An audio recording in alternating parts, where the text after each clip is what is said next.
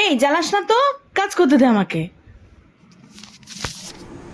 এই এত গরমে তুই কি বানাচ্ছিস? কি এত গরম, তার মধ্যে বেগনি করছিস? কি করব তোকে, সত্যি তো মানে thank you so much. Wow, কি মজা হয়েছে। বেগনি ছাড়া কিছু করবি আর? ওই একটু আছে, যে কি নাম, এই ডালের বড়া লাগিয়ে আছে, ডাল বড়া, ডাল বাটা। আচ্ছা, এটা ছোলার ডাল রেখেছে, ওটার আবার পকোড়া বানাবে। কি করবে এটা, ছোলার ডালে পকোড়া? হ্যাঁ শশাগুলো তুই কাটলি? হ্যাঁ, বাহ, আমি কেটেছি বলে ওরকম দেখতে হয়েছে। বেশ মুরমু মজমজে বেগনি হয়ে গেছে রেডি। এগুলো কে করেছে? বুনু সব করলো, দেখ না।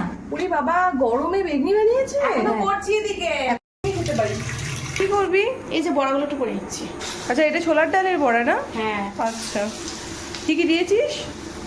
পেঁয়াজ, লঙ্কা বাটা, আদা বাটা, রসুন বাটা, বাবা এভরিথিং বাটা, সঙ্গে নুন। বাহ, দারুণ হচ্ছে তো। নুন ছাড়া টেস্ট হবে না, তাই নুন।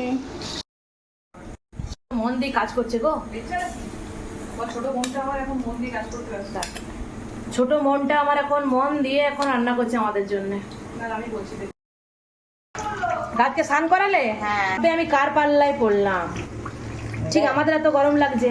আমাদের এত গরম লাগছে, গাছের গরম লাগবে না বল? ঠিক ঠিক ঠিক, এটা ঠিক কথা। ঠিক করছো না? হ্যাঁ, গাছেরও কত গরম লাগছে তাই। তো মানে এবারে শান্তিতে ঘুমোতে পারবে রাত্রেবেলা। যা গরম, ঠিক হ্যাঁ। করেছো। শান্তিতে ঘুমোবে এবারে।